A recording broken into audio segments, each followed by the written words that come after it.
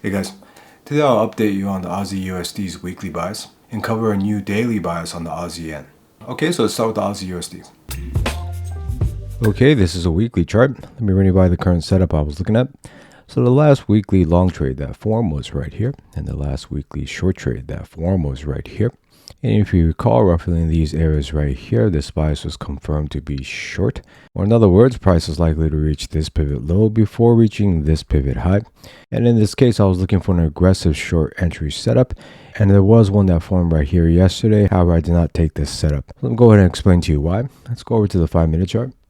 Okay, so on this 5-minute chart, right at this point right here, there's a breakout and immediate break back in. However, price came right down to this pivot low to create strong 5-minute short strength. However, I did not take this short entry. For just a couple hours later, the NFP announcement was going to be released right at this point right here. And as you guys know, I don't take setups where the NFP release is imminent, and moreover, if the stop loss level, which is right here in this case, is within 100 pips. And in this case, price was well within 100 pips to that stop loss level. Okay, so let me show you how I view this bias from this point on. Let's go back to the weekly chart. Okay, so back on this weekly chart, since the NFP announcement did override that aggressive short entry setup, and since I never experienced this exact setup before, I'm not going to be trading this weekly bias at this point. And until one of the risk parameters, whether it's up here or down here, is reached, I won't be trading any biases on this pair. Okay, I'll keep you guys updated when there's a new bias that forms on this pair. All right, so let's go on to the Aussie Yen. Okay, and if you're having trouble understanding what I'm talking about in terms of biases and risk parameters, check out my analysis manual. Okay, and the link for that is in the details section of this video. Okay, this is a daily chart. Let me run you by the current setup I'm looking at. So the last daily short trade that form was right here, and the last daily long trade that form was right here the following day. So the daily risk parameters is between this pivot high and this pivot low right here. Okay, so let's do our initial analysis to figure out how much short strength there is and long strength there is. Let's go over to the monthly chart. Okay, so on this monthly chart, that daily short trade formed in this area and the daily long trade formed in this area right here. Now, in terms of strength for that short trade, there's actually negative short strength because that daily candle is running right into this gap right here. And it's also the same for that daily long trade that formed right here. That daily candle is also running straight into this gap right here, also giving that daily long trade minus long strength. Okay, so in terms of monthly elements, I would say the daily short trade and long trade are about equal in strength. Okay, let's go ahead and finish up this analysis. Let's go back to the daily chart. All right, so back on this daily chart. Now, in terms of strength through candlesticks, this short trade right here basically has two medium candles, which only provide a mediocre amount of short strength.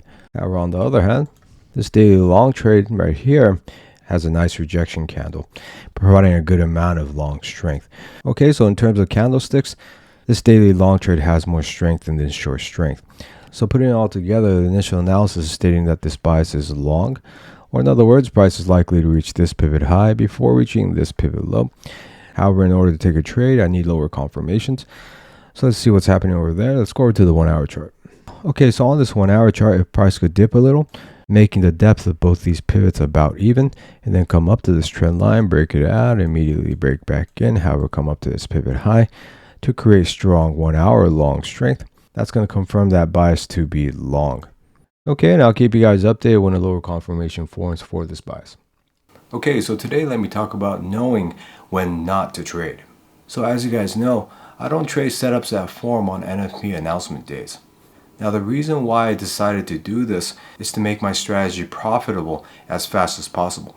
Or in other words, I noticed that I could obtain a profitable strategy faster by making not trading setups during the NFP a part of my strategy, rather than figuring out how to trade setups during the NFP release. So when you're building your strategy, remember, figuring out when not to trade is a crucial element in a profitable strategy. Now, every strategy is different. Some may require not trading during certain sessions or even certain seasons throughout the year.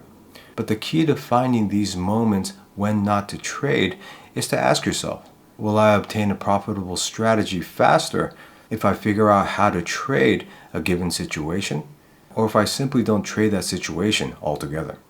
Alright, so that's it for this analysis. I hope you guys have a great week, guys. Thanks for watching. Goodbye.